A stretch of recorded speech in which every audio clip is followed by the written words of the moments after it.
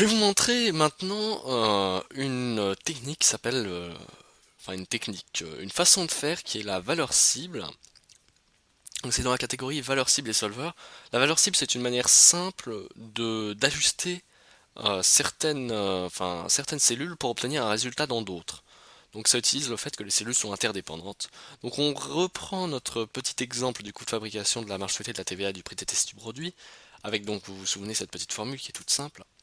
Et l'idée c'est que ici je peux ajouter le coût de fabrication, vous voyez, hein, ça me donne un nouveau prix TTC du produit. L'idée c'est que si j'ai mon coût de fabrication qui est de 383,7, mais admettons que j'ai fait une étude de marché, je sais que les utilisateurs seront prêts à acheter le produit pour 650 euros. Donc je veux fixer le prix TTC du produit à 650 euros. Mais le paramètre que je souhaite ajuster, c'est la marge, puisque je vais avoir plus de marge.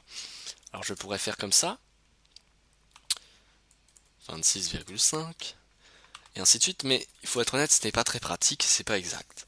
Il y a une manière de faire dans Excel qui s'appelle donc la technique de la valeur cible, qui est toujours dans la section données, donc, sous analyse scénario, donc, on clique sur valeur cible. Et donc ici, vous avez trois champs à remplir, donc, la cellule à définir, c'est la cellule donc dont on cherche la valeur, donc ici ça va être le prix.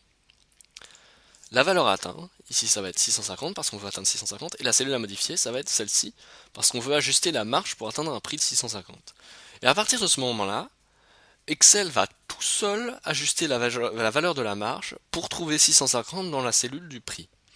Donc c'est un petit peu magique en fait, Excel va juste ajuster la valeur pour obtenir la bonne valeur dans l'autre cellule. Et ça c'est une fonction très très pratique parce que ça va vous éviter d'avoir à faire euh, un encadrement jusqu'à arriver à la bonne valeur. Donc je clique sur OK et Excel a trouvé une solution. Alors il se peut, hein, selon les formules que vous utilisez, que Excel ne trouve pas de solution, notamment quand ce n'est pas linéaire, c'est-à-dire que si vous utilisez des max, des min dans vos formules, ce qui est tout à fait possible, on va pouvoir ne pas trouver de solution parce que certaines valeurs ne pourront pas être atteintes. En l'occurrence, ici on était sur une formule relativement simple et on voit très bien que en augmentant la marge, on pouvait forcément augmenter le prix du produit. En la diminuant, on peut diminuer le prix du produit, quitte à obtenir une marge négative à un moment. Mais Excel allait trouver une solution dans tous les cas, bien sûr. Et ici, l'idée, c'est qu'on a trouvé 26,7%.